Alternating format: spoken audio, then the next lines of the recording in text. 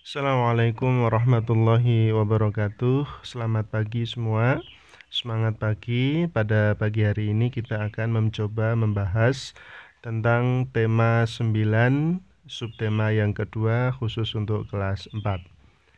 Bahwa yang akan kita pelajari nanti berkenaan dengan yang pertama, pemanfaatan kekayaan alam Indonesia.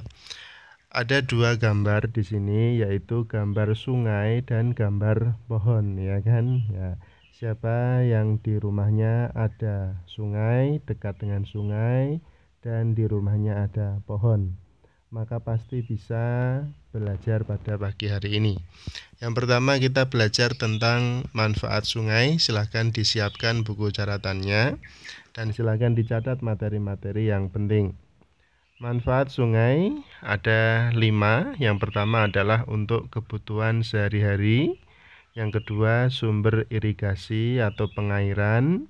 Yang ketiga pembangkit listrik atau PLTA, singkatan dari pembangkit listrik tenaga air. Yang keempat adalah sarana transportasi. Dan yang kelima adalah lokasi pariwisata. Kalau kebutuhan sehari-hari itu misalnya untuk minum, mandi, mencuci dan sebagainya ya.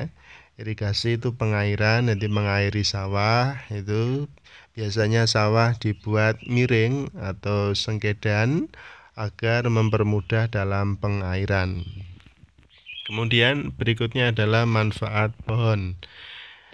Manfaat pohon yang pertama adalah membersihkan udara. Jadi banyak pohon, semakin banyak pohon maka udara akan semakin bersih. Karena memang pohon ini bisa menghasilkan oksigen atau O2. Pohon itu menyerap karbon dioksida atau CO2 dari manusia. Kemudian pohon itu memberikan umpan balik berupa menghasilkan oksigen yang nanti akan dihirup oleh manusia. Kemudian yang ketiga adalah habitat atau tempat tinggal bagi marga satwa atau hewan-hewan ya. Ada burung yang tinggal di pepohonan dan juga ya satwa-satwa yang lain gitu ya. Kemudian yang keempat adalah penghasil makanan. Dalam hal ini adalah buah. Kemudian yang kelima adalah obat. Ada beberapa pohon-pohon yang berfungsi sebagai tanaman obat, baik itu akarnya, kemudian juga daunnya. Dan yang terakhir adalah penghasil kayu. Nah, kayu ini nanti akan dimanfaatkan sebagai bahan bangunan. Kemudian yang berikutnya adalah perubahan energi gas menjadi panas ya. Ini ada tukang bakso ini ya, bakso Mang Akung. Contoh pemanfaatan sumber daya energi dan perubahan energi dalam hal ini gas menjadi panas bagi manusia adalah penggunaan gas LPG. Gas LPG diperoleh dari pengolahan dan penyaluran gas alam. Gas tersebut berubah menjadi energi panas sehingga dapat dimanfaatkan oleh manusia untuk memasak. Seperti yang telah kita ketahui, energi merupakan kemampuan suatu benda untuk melakukan usaha atau kerja. Energi pun dapat berubah bentuk menjadi energi lainnya. Silakan disimak lagi. Nah, perubahan energi. Kita ambil contoh misalnya energi pada mesin penghalus atau blender ya. Maka yang terjadi adalah perubahan energi dari titik-titik ke titik-titik. Kira-kira apa jawabannya? Ya, betul. Jadi jawabannya adalah listrik menjadi gerak. Dia menggerakkan pisau-pisau yang ada di dalam blender kemudian untuk mencacah dan menghaluskan makanan. Coba lagi, perubahan energi pada setrika ya, bukan setrika ya, tapi setrika. Pada setrika terjadi perubahan energi dari titik-titik menjadi titik-titik. Iya, betul sekali. Yaitu dari listrik menjadi panas. Kemudian perubahan energi pada menabuh gong. Seorang anak menabuh gong, maka akan terjadi perubahan energi, yaitu dari iya menjadi iya. Betul sekali. Dari gerak menjadi bunyi. Ya, ada juga energi bunyi ya, jangan salah ya. Bunyi itu berarti sesuatu yang ya bisa kita dengar ya. Bunyi merambat melalui udara dan kemudian masuk ke dalam gendang telinga ya. Ini sudah kita pelajari pada semester 1 ya, yaitu tema berapa? Ya, tema 2 ya dan tema 1 ya. Kemudian perubahan energi pada panel surya. Panel surya itu apa? Lihat gambar coba. Yang warna biru itu panel surya ya.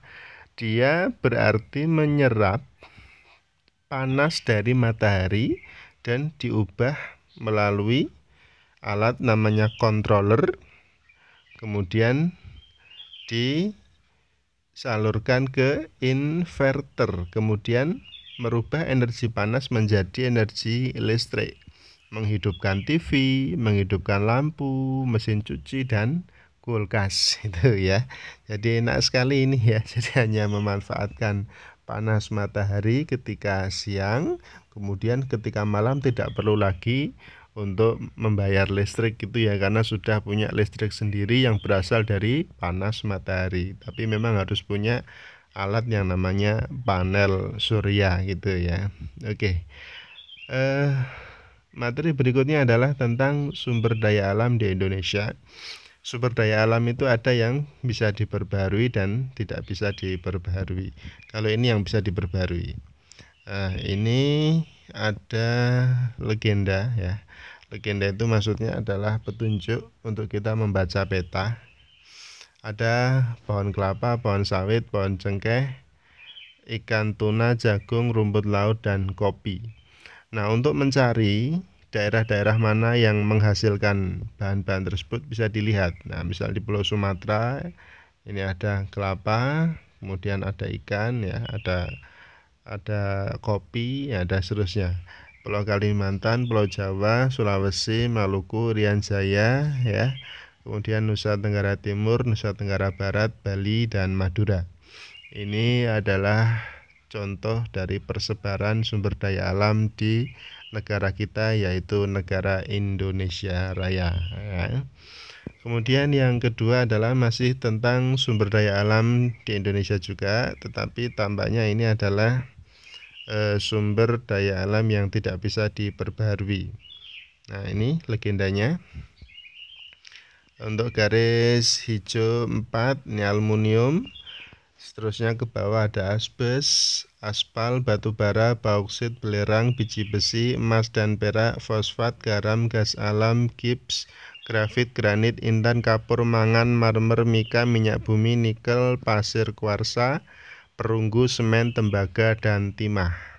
Nah, misal kita ingin mencari batu bara, mana daerah yang penghasil batu bara? Nah, ini contohnya ada di Sumatera ya. Kita lihat kalau tidak tahu simbolnya batu bara, dilihat di sini.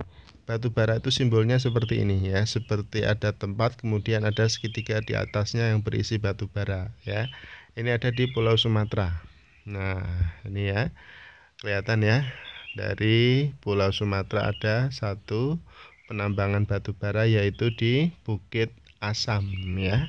Kemudian kita cari lagi. Nah, ini misalnya ada ini di Kalimantan juga ada ya, yaitu di Kota Baru ya. Ini juga ada tambang batu bara. Jadi ya, ini cara untuk membaca peta persebaran sumber daya alam yang logam ya. Logam itu termasuk yang tidak bisa diperbaharui, begitu ya. Ini sudah lengkap sudah ini. Nah, kemudian materi berikutnya adalah tentang ya kewajiban warga negara.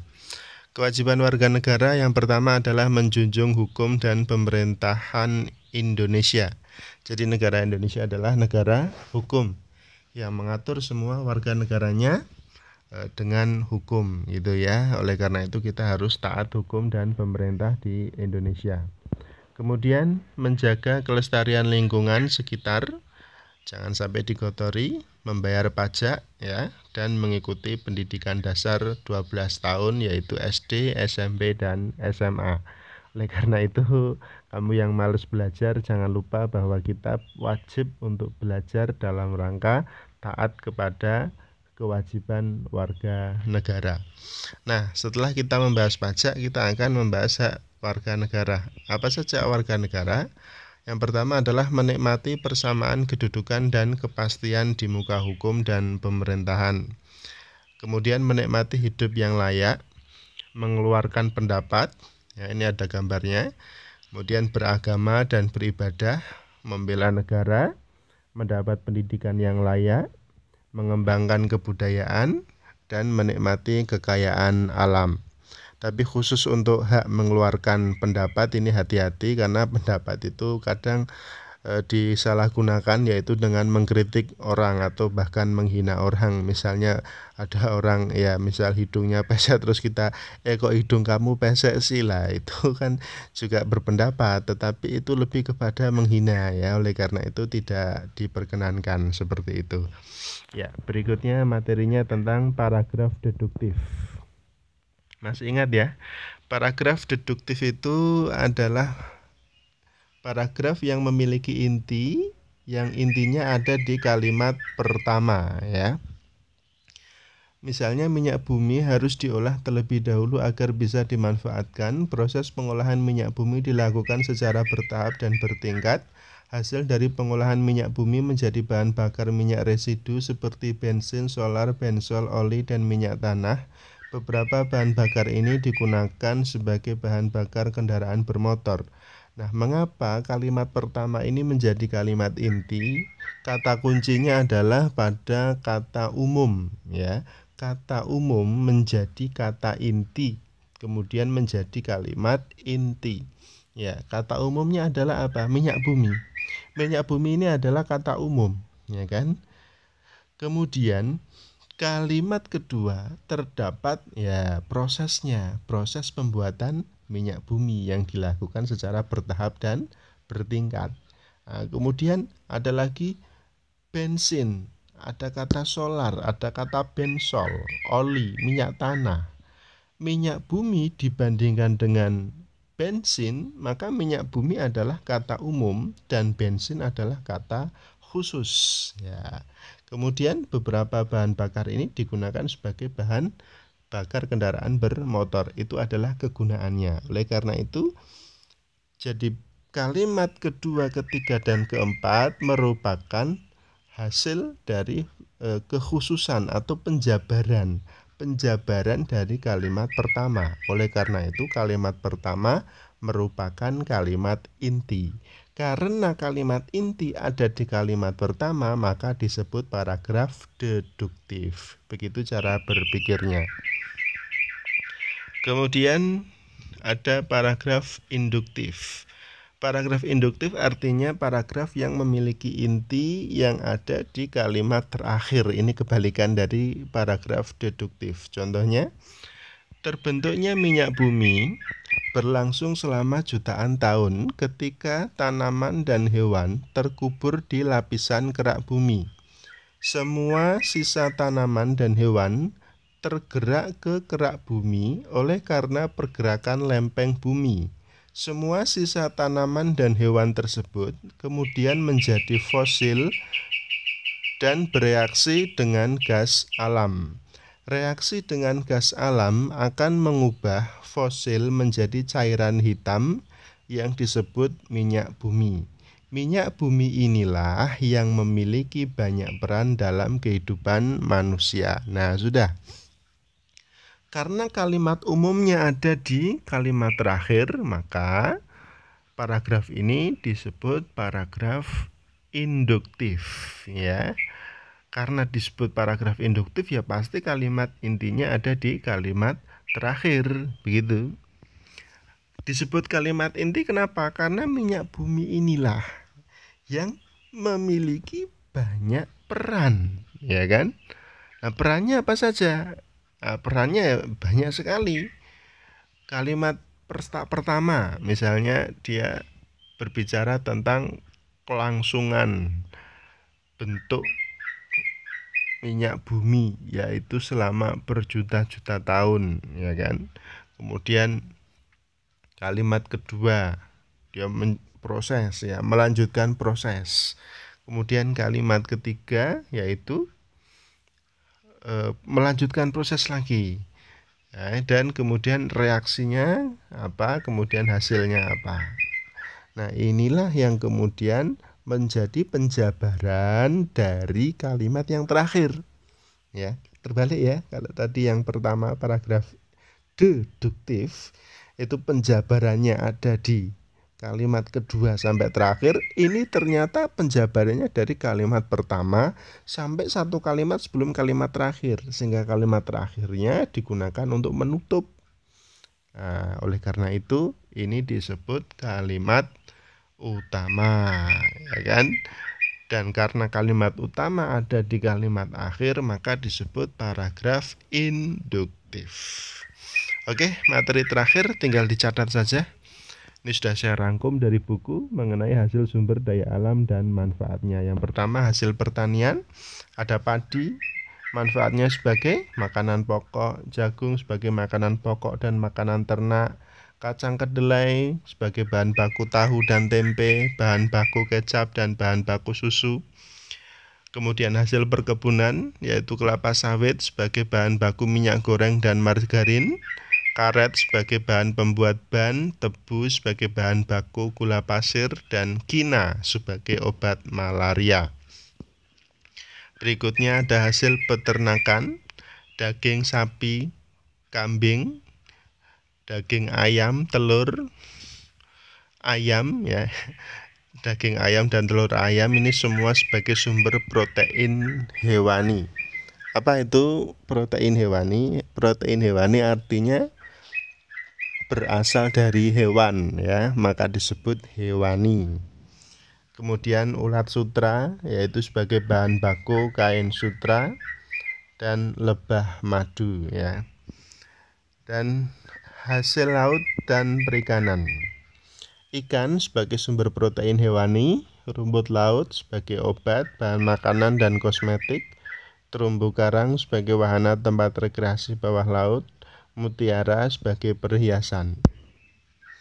Dan yang terakhir adalah hasil tambang, minyak bumi sebagai bahan bakar kendaraan dan kompor, gas alam sebagai bahan bakar kompor gas, belerang campuran obat, grafit sebagai bahan baku pensil, dan marmer sebagai bahan bangunan.